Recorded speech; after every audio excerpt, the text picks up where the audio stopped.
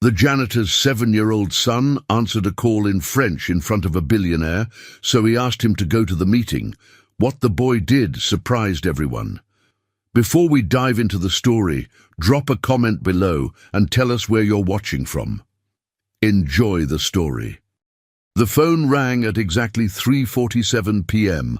on the 32nd floor of the Meridian Tower, cutting through the tension like a blade. 7-year-old Tommy Martinez was perched on his father's cleaning cart, legs swinging, as he watched his dad, Miguel, methodically wipe down the mahogany conference table in the executive boardroom. "Papa, the phone," Tommy whispered, pointing to the sleek device that wouldn't stop its urgent chiming. Miguel froze, his weathered hands gripping the microfiber cloth. In his 15 years as head custodian for Harrison Industries, he'd learned one golden rule: never touch anything that wasn't meant for cleaning. But the executives had left for lunch, and that phone kept ringing with desperate persistence. Behind the floor-to-ceiling windows, Manhattan stretched endlessly, but Miguel's world had always been measured in square feet of polished marble and spotless glass. He glanced at his son, whose curious dark eyes reflected an intelligence that sometimes startled him. Tommy had been coming to work with him since school let out early today. His usual babysitter had cancelled last minute. The phone fell silent, then immediately started ringing again. "Someone really needs to talk to someone," Tommy said in his matter-of-fact way, tilting his head. The boy had always been different. Reading at 3, asking questions that made adults uncomfortable, switching between English and the French his late mother had taught him like he was flipping channels. "Bonjour, Harrison Industries!" Tommy's small voice suddenly filled the room. Miguel's heart stopped. His son had answered the phone. "Tommy, no!" But the damage was done. On the other end, a rapid stream of French poured through the speaker. Tommy's face lit up with genuine delight. "Oui, je comprends parfaitement. Un moment, s'il vous plaît." Miguel watched in horror as his 7-year-old son conducted a full conversation in French, taking notes on a napkin with a crayon from his backpack. The boy's excitement was palpable. He was in his element, translating and clarifying with the patience of a seasoned diplomat. "Papa," Tommy whispered, covering the mouthpiece, "it's Monsieur Dubois from Paris. He says it's très urgent about the merger. He needs to speak with Mr. Harrison right now. He sounds very, very worried." At that moment, the elevator chimed. Richard Harrison III, the 62-year-old CEO and billionaire founder of Harrison Industries, stepped out with 2 other executives, their faces grave with concern. Harrison's steel-grey eyes immediately fixed on Tommy, who was still holding the phone, and his expression shifted from surprise to something Miguel couldn't quite read. "Sir, I'm so sorry," Miguel began, but Harrison raised his hand. "Son," Harrison said directly to Tommy, his voice carrying the authority of a man accustomed to being heard, "what did the man on the phone tell you?" Tommy looked between his father and the imposing figure before him, then spoke with the clarity that had always amazed Miguel. "Monsieur Dubois says the French board is meeting in 2 hours. If you don't call him back in the next 30 minutes, they're withdrawing from the merger.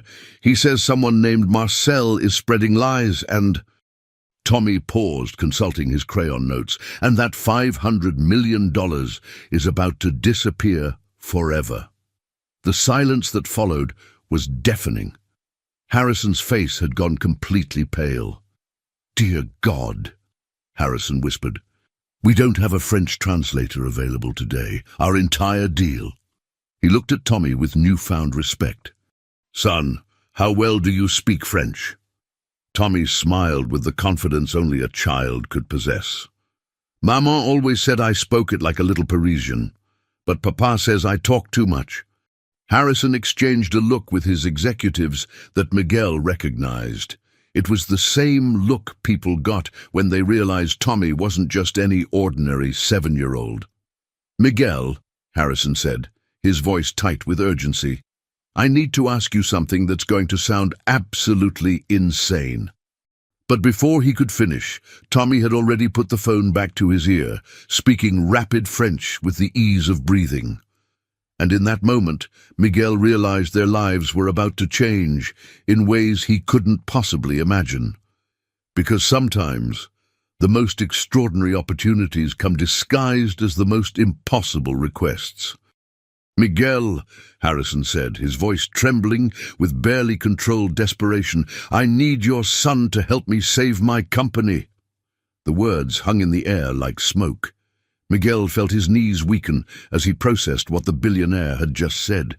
Around them, the pristine boardroom suddenly felt smaller, more suffocating. The afternoon sun, streaming through the floor-to-ceiling windows, seemed to dim, as if the universe itself had paused to witness this impossible moment. "Sir, with all respect," Miguel managed, his voice barely above a whisper, "Tommy is just a child. A child who speaks perfect French when our entire European expansion depends on this call." Harrison interrupted, his usually commanding presence cracking like ice under pressure. "Miguel, I built this company from nothing. Started in a garage in Queens with $500 and a dream. 40 years of my life, 16-hour days, missing birthdays and anniversaries. And right now, it's all hanging by a thread that's about to snap." Harrison's executives exchanged worried glances. They'd never seen their CEO this vulnerable, this desperate. The man who commanded boardrooms across 3 continents was pleading with his own janitor. Tommy, still holding the phone, looked between the adults with that intuitive understanding children possess when grown-ups are scared. His dark eyes, so much like his late mother's, reflected a wisdom that seemed far beyond his 7 years. "Monsieur Dubois is getting impatient, Papa," Tommy said softly. "He keeps asking if anyone is there. His voice sounds worried too." Harrison knelt down to Tommy's eye level, his expensive Italian suit creasing without care. His hands, which had signed billion-dollar deals, trembled slightly as he reached toward the boy. "Tommy," he said, his voice gentler now, "I know this sounds absolutely crazy, but would you be willing to help me talk to the man on the phone? It's very, very important. Not just for me, but for thousands of families who work for this company." Tommy tilted his head, considering this with the seriousness he reserved for his most important decisions. "What should I tell him?" "Tell him." Harrison paused, gathering himself, running a hand through his silver hair. "Tell him that Richard Harrison is here and ready to speak with him immediately about the merger. Tell him we value our partnership with France more than anything, and that we consider them family." Tommy nodded seriously and returned to the phone. His French flowed like music, confident and clear, each syllable perfectly pronounced. As he spoke, Harrison watched with growing amazement. This wasn't just translation. Tommy was adding diplomatic nuances, softening harsh business terms, making the conversation warm and personal in ways that would impress seasoned international negotiators. "He's asking for a video conference in 1 hour," Tommy reported, covering the mouthpiece. "He says Marcel Fortier told the French board that Americans can't be trusted with their technology secrets. Monsieur Dubois wants to see your face when you promise that's not true."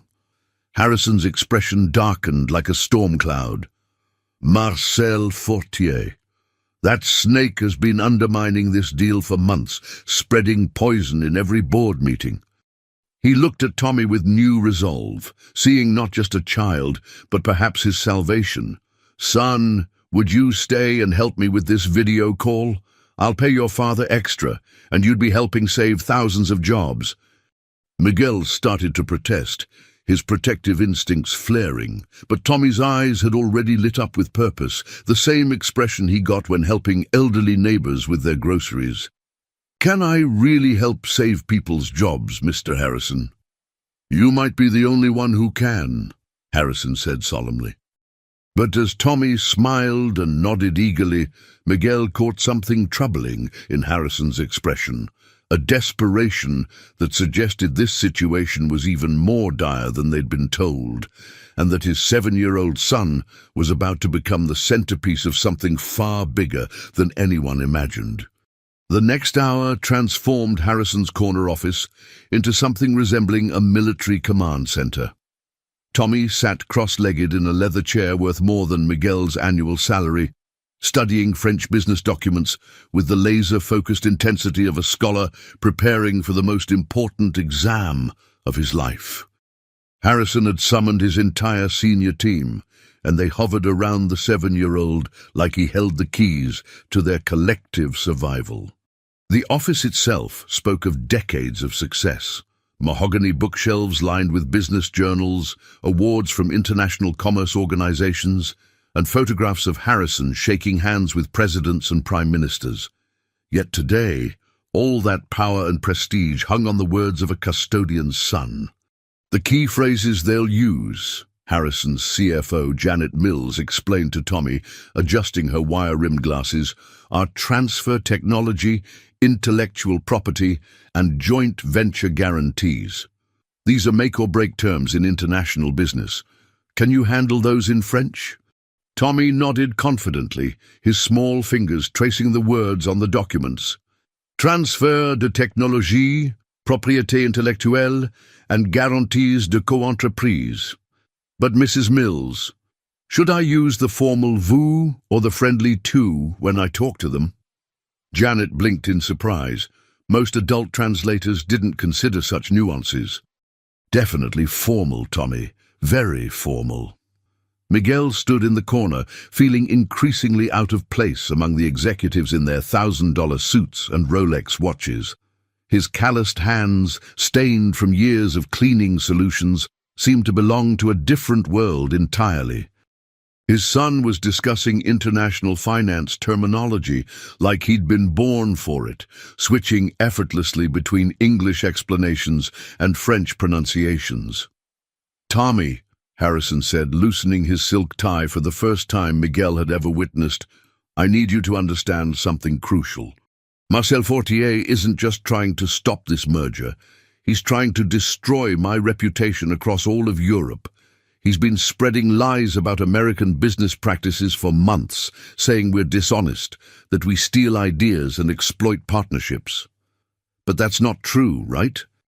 Tommy asked, with the devastating directness only children possess, his innocent eyes searching Harrison's face for any hint of deception. Harrison met the boy's gaze steadily, his voice carrying the weight of absolute honesty. "No, Tommy, it's not true. But sometimes in business, the truth isn't enough. Sometimes you need someone who can make people believe in you again, who can touch their hearts, not just their minds." As Harrison spoke, Miguel noticed something he'd never heard before in the older man's voice, a vulnerability that went deeper than money or power. This wasn't just about profit margins or stock prices. This was about legacy, about everything Harrison had spent his lifetime building, about the thousands of employees whose livelihoods hung in the balance. "Papa," Tommy said suddenly, his voice carrying that timeless wisdom children sometimes possess, "Maman used to say that when people are scared, they sometimes forget how to trust. She said fear makes people build walls instead of bridges. Maybe the French people are just scared of making a mistake." The room fell completely silent. Even the steady hum of the air conditioning seemed to pause. Janet Mills stopped shuffling her papers. The other executives exchanged glances of amazement. This 7-year-old had just articulated the core psychological dynamic of international business relations better than most MBA graduates could. Harrison stared at Tommy for a long moment, his steel-grey eyes softening with something that looked almost like tears. Then slowly, genuinely, he smiled, the first real smile Miguel had seen from him all day. "Your mother sounds like she was an extraordinarily wise woman, Tommy." "She was," Tommy said simply, his voice carrying the quiet strength of someone who had learned to find wisdom in loss. She taught me that speaking someone's language isn't just about knowing their words, it's about making them feel understood, making them feel safe. As the video conference equipment was finalized and tested, as documents were arranged and final preparations made, Miguel felt a chill of premonition settle over him like a shadow.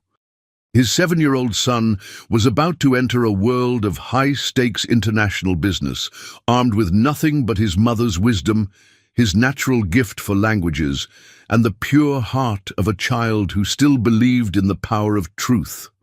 But what if that wasn't enough to overcome decades of corporate mistrust and one man's determined sabotage?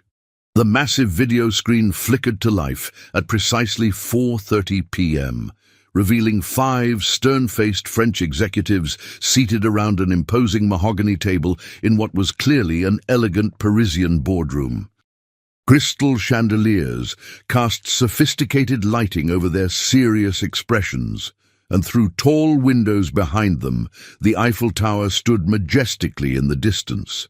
The tension was immediate and palpable, crackling through the digital connection like electricity. Pierre Dubois, a distinguished man in his 60s with silver hair and penetrating blue eyes, dominated the center of the screen.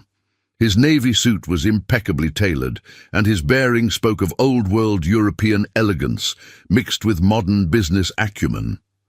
"Monsieur Harrison," Dubois began in heavily accented English, his voice carrying the weight of generational business tradition, "we are very, very concerned about recent developments regarding our proposed partnership." Harrison straightened in his chair, his own business mask sliding back into place like armor. "Pierre, I understand your concerns completely. That's exactly why I wanted to speak with you directly, face to face, to address any misunderstandings." But Dubois shook his head slowly, his expression growing more formal and distant. "I must be frank with you, Richard. I prefer to conduct this critical discussion in French, if that is possible.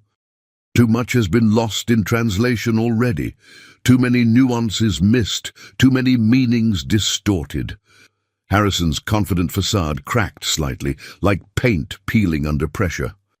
"Pierre, I'm afraid our professional translator couldn't make it today due to an emergency."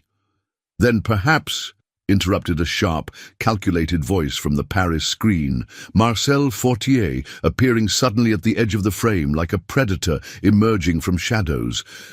"This unfortunate situation demonstrates exactly what I have been telling the board about American preparedness and fundamental respect for our culture." Fortier was younger than Dubois, perhaps 50, with dark hair slicked back and eyes that seemed to calculate angles and advantages with every glance. His smile was cold, triumphant, like a chess player who had just placed his opponent in check. Miguel watched his son straighten in his oversized leather chair, something fundamental shifting in the boy's demeanor. Tommy had recognized the challenge, the dismissal, the subtle cruelty in Fortier's tone. More than that, he'd recognized injustice. "Excusez-moi, monsieur," Tommy said clearly, his young voice cutting through the tension like a bell. "Je suis le traducteur d'aujourd'hui." The Parisian's expressions shifted from surprise to outright astonishment. Several leaned forward, squinting at their screens, as if they couldn't believe what they were seeing. Dubois' eyebrows rose dramatically. "Mon Dieu, vous êtes très très jeune, mon petit." Tommy smiled with natural, unforced charm, the same warmth he showed to everyone from playground friends to grocery store clerks. "Oui, monsieur, mais je parle français depuis que j'étais tout petit. Ma maman était de Marseille, et elle m'a appris que le français est la langue du cœur." Something magical happened in that moment. Dubois' stern, business-like expression melted like ice in spring sunshine, and murmurs of genuine approval rippled through the Parisian boardroom. Mentioning Marseille had been perfect.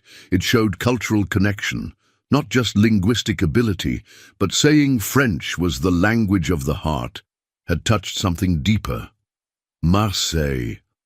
Dubois' eyes lit up with unexpected warmth. Une très belle ville, pleine d'histoire et de caractère. Your mother taught you very well indeed, mon petit ami. For the next 25 minutes, Tommy orchestrated what could only be described as a diplomatic symphony. He didn't just translate words mechanically. He transformed Harrison's American directness into French diplomatic courtesy, softening harsh business terminology while preserving its essential meaning. He made the Parisians' elaborate concerns accessible to Harrison without losing their emotional weight or cultural significance.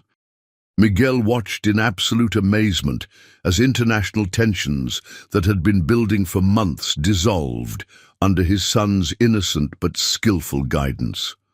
Tommy was building bridges that seasoned diplomats with decades of experience couldn't construct, creating understanding where there had been only suspicion. But then Marcel Fortier spoke up, his voice carrying a dangerous edge that made Tommy pause mid-translation, his small face suddenly troubled by something he'd heard but couldn't quite articulate or understand.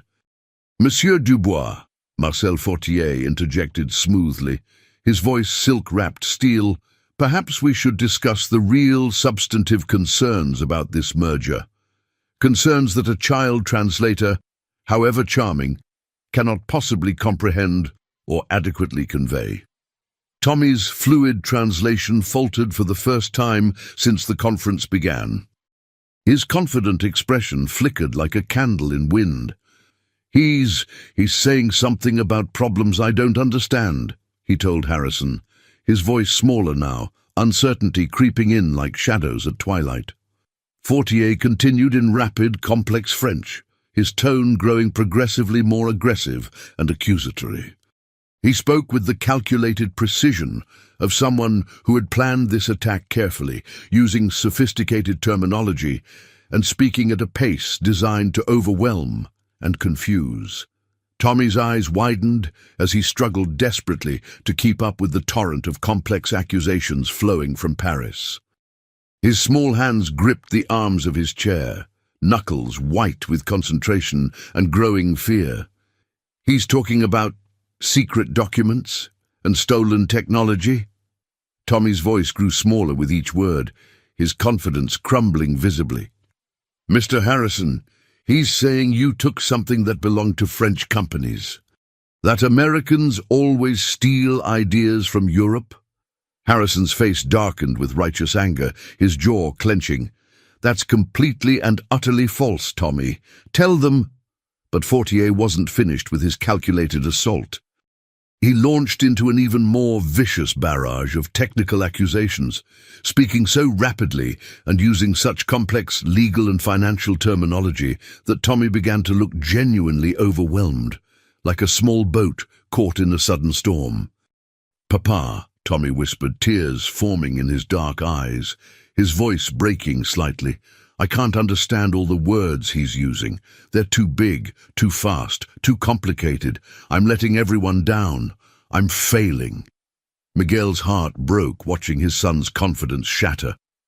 This was exactly what he'd feared, his child being thrown into an adult world that could crush his innocent spirit. The Parisians began murmuring among themselves, doubt clearly creeping into their expressions. Fortier was winning, his strategy of overwhelming a 7-year-old translator working perfectly. Then something beautiful happened. Pierre Dubois raised his hand, silencing the room, and spoke directly to Tommy in gentle, paternal French. "What did he say?" Harrison asked urgently, hope flickering back to life in his voice.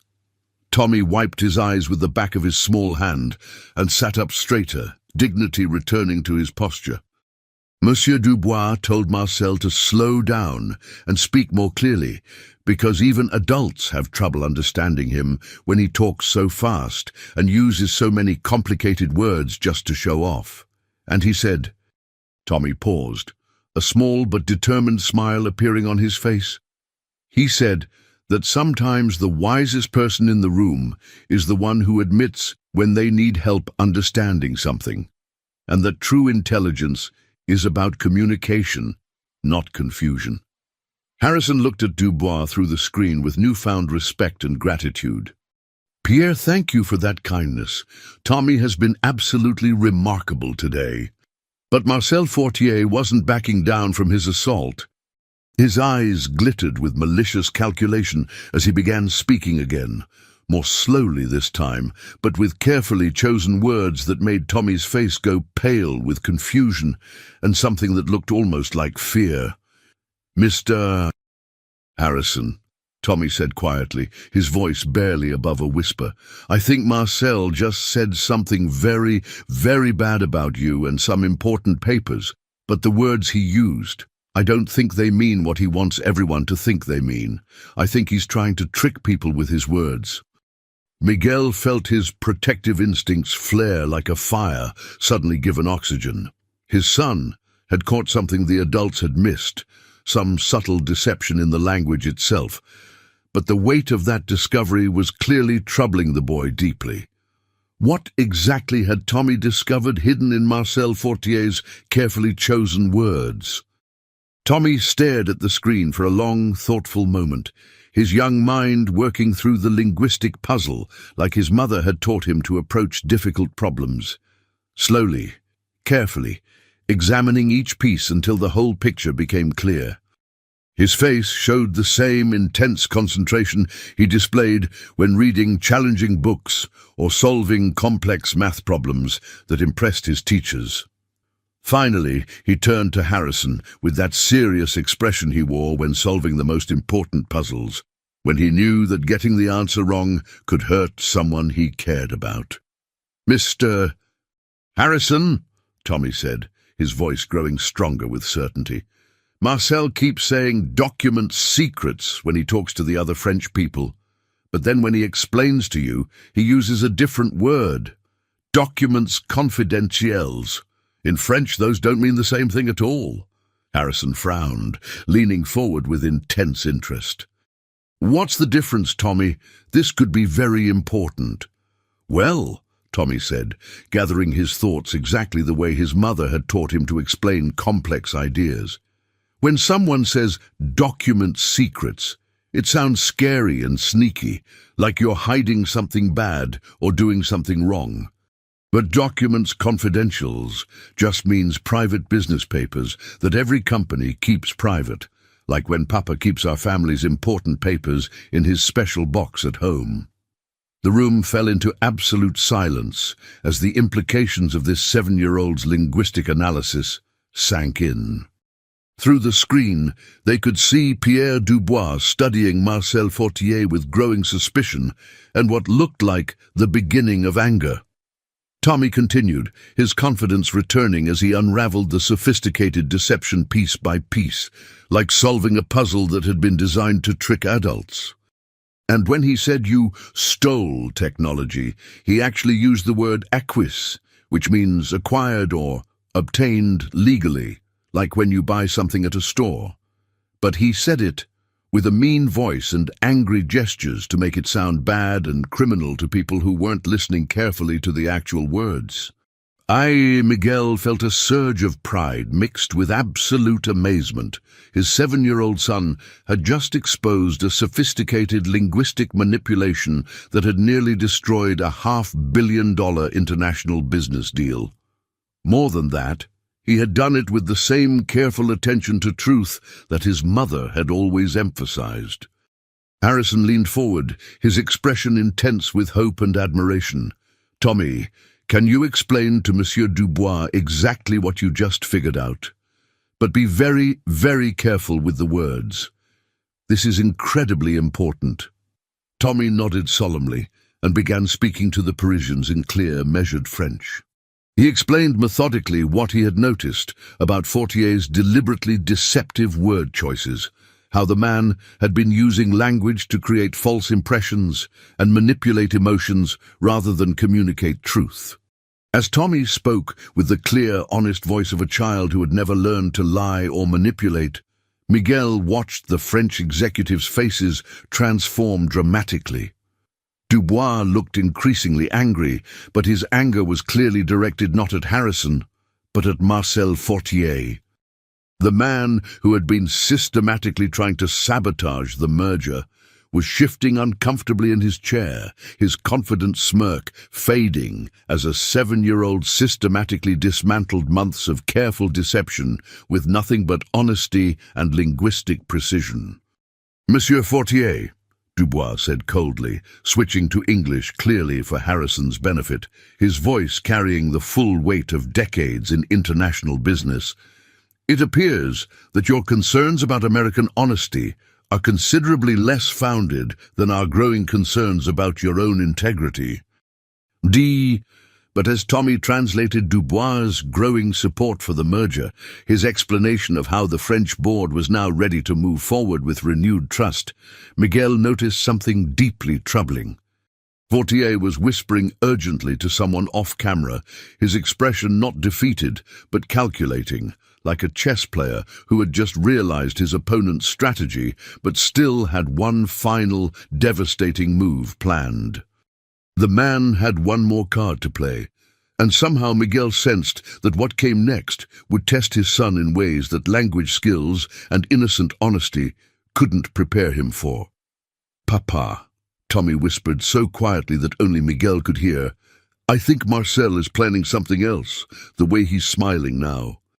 It reminds me of the mean kids at school who smile right before they do something really, really hurtful." Miguel's blood ran cold with paternal instinct. What could Marcel Fortier possibly do to hurt a 7-year-old child who had just saved a $500 million deal with nothing but truth and kindness? Marcel Fortier's whispered conversation ended, and when he looked back at the camera, his expression had transformed into something Miguel recognized from his worst nightmares, the cold calculation of a predator who had found the perfect weakness to exploit. "Before we conclude this discussion," Fortier said smoothly, switching back to French with theatrical precision, "I believe our young translator should understand the full scope of what he's been asked to facilitate." Tommy straightened, sensing the shift in tone. "What does he mean, Mr. Harrison?" "Mr." But Fortier continued before Harrison could respond, his words flowing like poisoned honey. "You see, mon petit, this merger isn't just about business. It involves military contracts, defense technologies that could affect the safety of people in both our countries. Are you prepared for that responsibility?" Tommy's face went pale as he absorbed the weight of what he'd just heard. His small hands trembled slightly as he looked between Harrison and the screen. "Mr. Harrison, is that true? Are we talking about things that could hurt people?" Harrison's jaw clenched with fury. "Pierre, this is completely inappropriate. Involving a child in—" "But he is involved," Fortier interrupted, his voice rising with false concern. "This innocent boy is translating agreements about advanced surveillance systems, about technologies that intelligence agencies use to monitor citizens. Should a 7-year-old be party to such conversations?" The Parisian executives began murmuring uncertainly among themselves. Dubois looked troubled, his earlier warmth toward Tommy now clouded with concern about the ethics of the situation. Miguel stepped forward instinctively, his protective instincts screaming, "Tommy, maybe we should go—" "No, Papa," Tommy said quietly, but his voice carried surprising strength. "I think Marcel is trying to scare me because I figured out his word tricks." He looked directly into the camera with the fearless honesty that had always amazed Miguel. "Monsieur Fortier, are you trying to make me afraid because I told everyone the truth about your lies?" The room fell silent. Even Fortier seemed momentarily stunned by the directness of the question. Tommy continued, his young voice gaining conviction. "My mama taught me that when someone tries to scare you with big, scary words, it's usually because they don't want you to keep asking the simple questions." He turned to Harrison. "Mr. Harrison, are you trying to hurt people with this business deal?" "Absolutely not, Tommy. We're creating jobs, building schools in France, developing clean energy technology." Tommy nodded and turned back to the screen. "Then I'm not afraid of you, Marcel. Truth isn't scary. Lies are scary." But Fortier's smile only grew wider, more predatory. He had been waiting for exactly this moment of childish defiance to spring his final trap. "How touching," he said, his voice dripping with false sympathy. "But I wonder, mon petit, if your father has told you about his own legal troubles, about why a man with his background is working as a janitor instead of the engineering job he was trained for." Miguel's world stopped. Tommy turned to look at his father, confusion and hurt beginning to cloud his innocent eyes, and Miguel realized that Fortier had somehow discovered the one secret that could destroy everything, not just the deal, but his son's faith in him. The silence stretched like a chasm across the room. Miguel felt every eye upon him. Harrison's shock, the executive's sudden scrutiny, and worst of all, Tommy's growing confusion and pain. His son's dark eyes, so trusting moments before, now held questions that Miguel had prayed he'd never have to answer. "Papa?" Tommy's voice was small, uncertain. "What is Marcel talking about?" Miguel's throat felt like sandpaper. For 7 years, he had carefully constructed a life where his past couldn't touch his son, where Tommy could grow up believing his father was simply a hard-working man who cleaned buildings. The truth was far more complicated, far more painful. "Tommy," Miguel began, his voice barely above a whisper, "there are things about Papa's life from before you were born." But Harrison stepped forward, his face flushed with righteous anger. "This is absolutely unconscionable, Fortier. Whatever you think you know about Miguel's past has nothing to do with our business arrangement." Fortier's laugh was cold, calculated, but it has everything to do with security clearances, doesn't it? With trust, with whether we can believe anything coming from this unusual translation arrangement. Through the screen, Pierre Dubois looked deeply uncomfortable. "Marcel, what exactly are you implying?" "What? I'm stating facts," Fortier replied with malicious precision. Miguel Martinez, formerly Miguel Rodriguez Martinez, was arrested 15 years ago for alleged corporate espionage.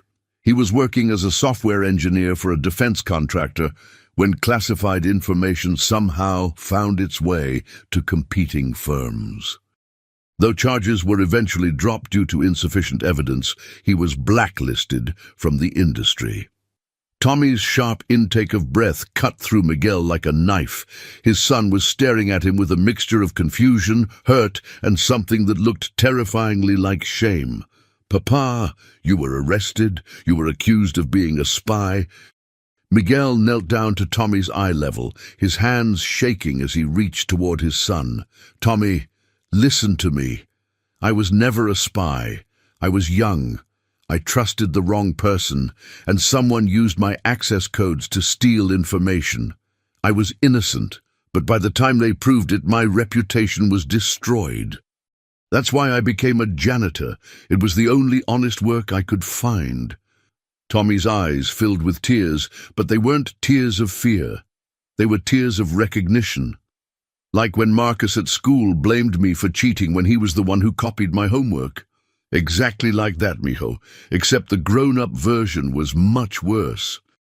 Harrison's voice cut through the emotional moment with surprising gentleness. "Miguel, why didn't you tell me any of this when I hired you?"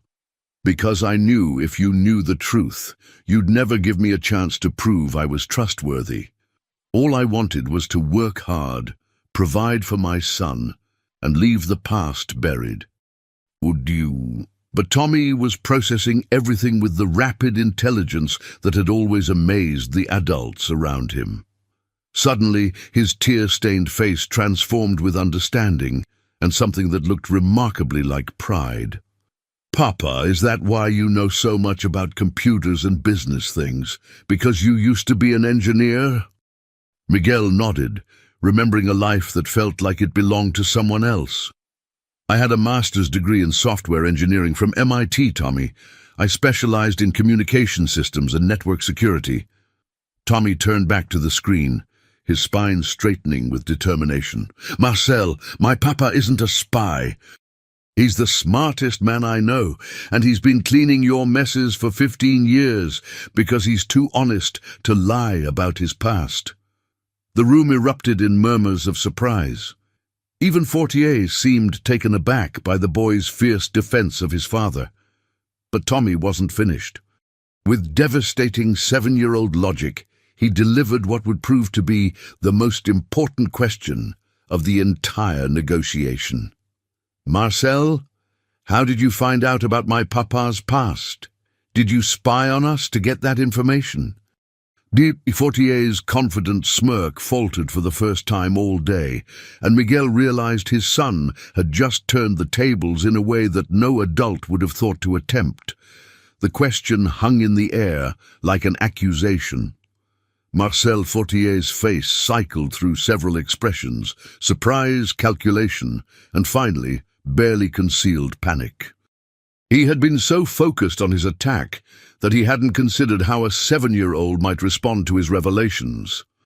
That information is part of standard background research," Fortier stammered, his usual smooth confidence cracking like thin ice. But Tommy wasn't letting go. His mother had taught him that when someone was hiding something, they usually revealed more when they tried to explain. "Standard research? You researched my papa who cleans buildings? Why would you do that unless you were looking for ways to hurt us?" Pierre Dubois leaned forward with sharp interest. "Yes, Marcel, that is an excellent question. Why would you investigate the personal background of a custodial employee?" Harrison had gone very still, his business instincts fully activated. Miguel could see the CEO processing the implications at lightning speed. If Fortier had been investigating Miguel, what else had he been investigating? Furthermore, Tommy continued with the relentless logic of childhood, if Papa was really a dangerous spy person, wouldn't the police have stopped him from working in a building with important business meetings? Wouldn't Mr. Harrison's security people have found out? The French executives began exchanging meaningful glances. Tommy's innocent questions were exposing holes in Fortier's strategy that seasoned business professionals were now recognizing. Harrison stepped forward, his voice carrying the authority of decades in corporate leadership. "Pierre, I think it's time we discuss something I've been suspecting for months. Marcel, how long have you been conducting unauthorized investigations into my employees and business practices?" Fortier's face flushed red. "This is ridiculous. I was simply—" "Simply what?" Harrison pressed. "Simply violating privacy laws? Simply engaging in corporate espionage? Simply doing exactly what you've been accusing me of doing?"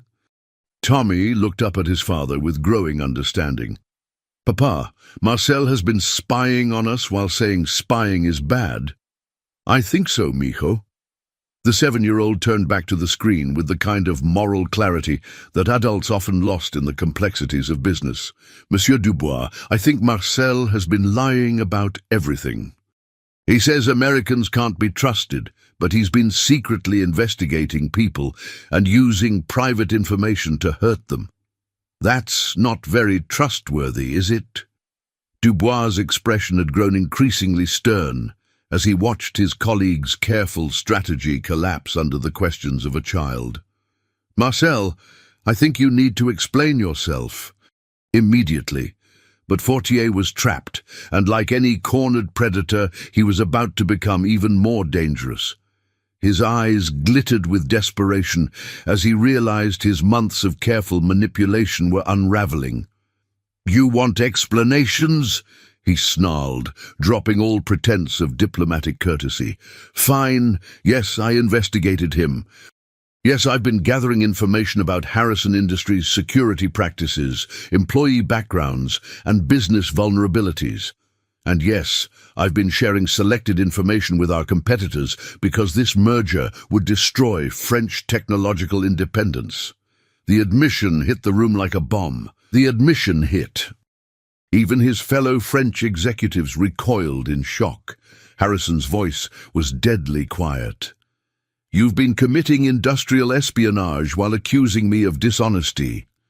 I've been protecting France from American corporate colonialism, Fortier shot back, his mask completely off now. But Tommy, with the devastating simplicity that cut through all adult rationalizations, asked the question that would end everything. If you had to spy and lie and hurt people to stop this business deal, doesn't that mean the business deal was probably good and you were probably wrong? Miguel watched as his 7-year-old son, armed with nothing but honesty and his mother's wisdom about right and wrong, achieved what months of corporate negotiations couldn't accomplish. Fortier's own words had convicted him, and Tommy's innocent logic had exposed the moral bankruptcy of his entire campaign. But as Fortier realized his complete defeat, his expression shifted to something that chilled Miguel to the bone. The look of a man with absolutely nothing left to lose.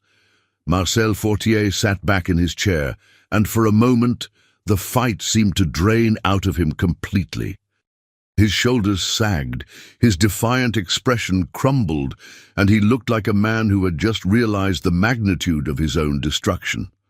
The other French executives were staring at him with a mixture of horror and disgust. "Marcel," Pierre Dubois said quietly, his voice heavy with disappointment and growing anger, "what have you done?" But then something unexpected happened. Fortier began to laugh, not the bitter laugh of defeat, but something that sounded almost like relief. He looked directly at Tommy through the screen, and his expression shifted to something Miguel couldn't quite read. "You know what, mon petit?" Fortier said, his voice suddenly gentle, almost paternal. "You are absolutely right about everything." The room fell silent, confusion replacing the tension that had dominated the conversation. Fortier continued, his tone completely transformed. "For 6 months, I have been lying, spying, manipulating, and doing terrible things to try to stop this merger. And you want to know why?" Tommy nodded, his natural curiosity overriding his wariness. "Because 20 years ago, I was exactly like your father." Miguel felt the words hit him like a physical blow. Harrison stepped forward, his business instincts sensing they were about to hear something that would change everything. "I was a young French engineer, brilliant and idealistic, working for a French technology company that was being acquired by an American corporation. I trusted them. I believed their promises about preserving French jobs, French innovation, French technological independence." Fortier's voice grew heavy with old pain. "Within 2 years, they had moved all our research to California, fired 80% of our French staff, and sold our patents to Chinese manufacturers." The confession hung in the air like smoke. Tommy was listening with the intense concentration he reserved for the most important stories. "But that wasn't the worst part," Fortier continued, his voice breaking slightly. "The worst part was that I helped them do it. I translated for them, just like you're doing now. I believed their lies. I convinced my colleagues to trust them. And I watched everything my father and grandfather had built get destroyed by my own naive cooperation." Pierre Dubois was staring at his colleague with dawning understanding. "Marcel, the Fortier Electronics acquisition in 2003. My family's company. 3 generations of French innovation destroyed because I was 7 years old inside, just like Tommy, believing that translation meant building bridges instead of helping wolves into the henhouse." Tommy's face was scrunched with the expression he got when trying to understand complex adult emotions. "But Mr. Marcel, that doesn't make it right to lie about Mr. Harrison now." Fortier smiled sadly. "No, mon petit, it doesn't. But when I saw you, so young, so trusting, so eager to help, I saw myself 20 years ago, and I panicked. I thought if I could stop this merger, I could somehow prevent you from making the same mistake that ruined my life." Harrison's voice was gentle but firm. "Marcel, what happened to your family's company was tragic, but we're not those people. This merger includes ironclad guarantees about French job protection, technology transfer limitations, and cultural preservation. We've learned from the mistakes of 20 years ago. I know, Fortier said quietly. I've always known. Your reputation is impeccable. Your previous international partnerships have been models of respect and cooperation. But fear isn't rational, and old wounds make it hard to see clearly. Tommy was processing all of this with the rapid intelligence that continued to amaze every adult around him. Finally, he spoke with the wisdom that seemed to come from somewhere far beyond his 7 years. Mr. Marcel, I think maybe you were trying to protect me the wrong way. Like when Papa doesn't let me ride my bike because he's scared I'll get hurt. But then I never learn how to balance. Fortier stared at Tommy for a long moment, then covered his face with his hands. When he looked up again, tears were streaming down his cheeks. Mon Dieu, what have I done? The video conference had transformed into something none of them could have anticipated. Marcel Fortier was openly weeping. Pierre Dubois looked stunned, and the other French executives were whispering among themselves in rapid, urgent French. But Tommy was watching it all with the kind of compassionate attention he usually reserved for injured animals. Mr. Marcel, Tommy said gently, are you crying because you're sad or because you feel better now that you told the truth? Fortier wiped his eyes, managing a shaky smile. Both, mon petit. Both. Harrison had been silent for several minutes, clearly processing the dramatic revelations. Now he stepped forward, his voice carrying the gravity of someone making a momentous decision. Marcel, what you did was wrong. The investigation, the lies, the attempts at sabotage, all of it was wrong. He paused, letting that sink in. But I understand why you did it. And more importantly, what you just did, telling the truth, admitting your mistakes, explaining your fears, that takes the kind of courage I respect in business and in life. Pierre Dubois leaned forward. Richard, what are you proposing? I'm proposing that Marcel join our merger team as a cultural liaison and protection officer. His job would be to ensure that everything we promised about respecting French interests actually happens.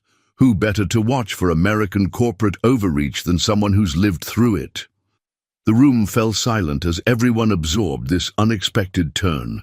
Fortier stared at Harrison with disbelief. You would trust me after everything I've done? Harrison looked at Tommy, who was nodding encouragingly, then back at the screen. Marcel, my 7-year-old translator just taught me that sometimes the people who fight you the hardest are the ones who care the most about what you're fighting for. France needs this merger, but France also needs people who will fight to protect what makes France special. Tommy clapped his hands together with delight. Like having a guard dog who used to be wild but now protects your house. Even Fortier laughed at that analogy. Yes, mon petit, exactly like that. But Dubois raised a practical concern. There's still the matter of Marcel's. Investigative activities, corporate espionage is a serious crime.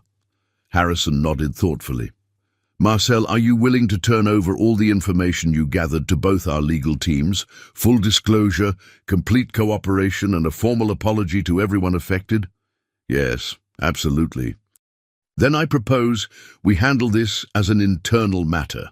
No criminal charges, no public embarrassment, but full accountability and a path forward that benefits everyone. Tommy was bouncing slightly in his chair with excitement. So does this mean the deal is going to work? Did we save the jobs? Pierre Dubois smiled warmly at the boy. Yes, mon petit translator.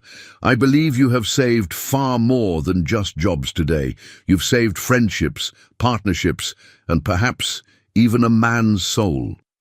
As the French executives began discussing next steps and timelines, Miguel watched his son with overwhelming pride and something approaching awe.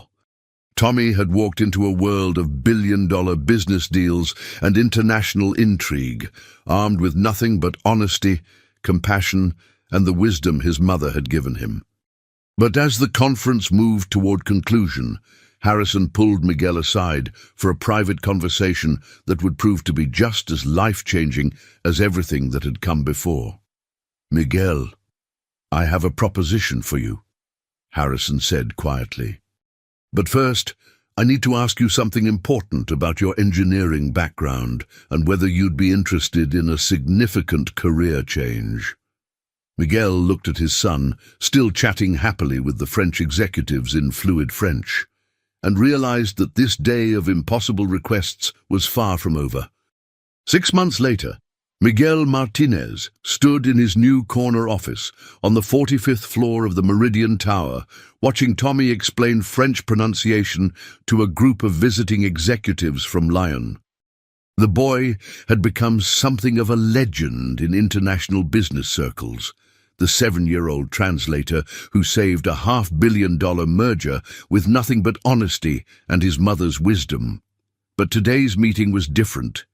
Today, Tommy wasn't just translating business deals, he was teaching. "The secret," Tommy was saying to the fascinated executives, "isn't just knowing the words, it's understanding what people are really trying to say with their hearts." Harrison entered Miguel's office with a satisfied smile, carrying 2 cups of coffee, a ritual that had developed over the months since Miguel had accepted his offer to become Chief Technology Integration Officer for the merged companies. "How's our young cultural ambassador doing?" Harrison asked, settling into the chair across from Miguel's desk. "He's remarkable," Miguel replied, his voice full of wonder that still hadn't faded. "Yesterday, he mediated a disagreement between the German engineering team and our California designers. Today, he's teaching French executives about American business culture. Sometimes I wonder if he's still 7 years old." Through the glass walls, they could see Tommy demonstrating something with animated gestures, while the Lyon executives laughed and nodded appreciatively. Marcel Fortier, now serving as European cultural liaison, was taking notes and occasionally adding context in French. The transformation in Fortier had been as dramatic as everything else that had emerged from that impossible afternoon. His intimate knowledge of European business culture, combined with his hard-earned wisdom about corporate pitfalls, had made him invaluable in ensuring the merger honored its promises to French employees and innovation. "Miguel, I've been thinking about Tommy's future," Harrison said, his tone growing serious. "Harvard Business School has already sent unofficial inquiries about early admission programs. MIT wants to discuss accelerated language and cultural studies. The State Department has hinted about future diplomatic opportunities." Miguel nodded slowly. These conversations had been happening more frequently as word spread about Tommy's unique abilities. "And what do you think?" "I think," Harrison said carefully, "that Tommy is 7 years old, and he deserves to be 7 years old for as long as possible. The world will always need translators and peacemakers. It doesn't need to rush him." Through the window, Manhattan stretched endlessly in all directions, but Miguel's world had expanded far beyond what he could have imagined. His engineering expertise was being applied to revolutionary communication technologies that would connect people across languages and cultures. Tommy was thriving in environments that challenged and inspired him, and somehow a family that had once lived paycheck to paycheck was now designing the future. Tommy finished his impromptu lesson and bounded into Miguel's office with the same infectious energy he'd always possessed. "Papa! Monsieur Fortier says the Lyon people want to invite us to France this summer. Can we go? Can we see where Maman grew up?" Miguel's throat tightened with emotion. "We'll see, mijo. That's a very big trip." "Actually," Harrison interjected with a grin, "it's a business trip. The French government wants to discuss expanding our cultural exchange programs. They specifically requested our chief translator." Tommy's eyes widened with delight, but then his expression grew thoughtful. "Mr. Harrison, can I ask you something important?" "Always, Tommy." Do you think Maman would be proud of what we did? Of how we helped people understand each other? The question hung in the air with the weight of everything that had led them to this moment. Harrison looked at Miguel, who was struggling to find words, then knelt down to Tommy's eye level. Tommy, I think your mother would be incredibly proud. But more than that, I think she already knew this day would come. She taught you that language wasn't just about words, but about touching hearts. She gave you the tools to build bridges in a world that sometimes forgets how to connect. She taught me that everyone has a story, Tommy said simply, and that when people feel heard, they remember how to be kind. As the sun set over Manhattan, painting the sky in brilliant oranges and purples, the three of them stood together at the window. A custodian's son had become a bridge between cultures. A broken businessman had found redemption. A billionaire had learned that sometimes the most valuable employees are the ones you never expected to find. But perhaps most importantly, a 7-year-old boy had proven that in a world often divided by language, politics and fear, the universal languages of honesty, compassion and courage could still change everything. Papa, Tommy said quietly, do you think there are other kids out there who could help people understand each other better? Miguel smiled, understanding that his son's greatest adventures were still ahead of them. I think, mijo, that you're going to spend your life finding out. Bah! And in that moment, watching his son's eyes light up with the possibility of touching more lives, of building more bridges, of translating not just words but hope itself, Miguel realized that sometimes the most extraordinary journeys begin with nothing more than answering a phone call and having the courage to say yes to the impossible. The future, like Tommy's gift for languages, was limitless.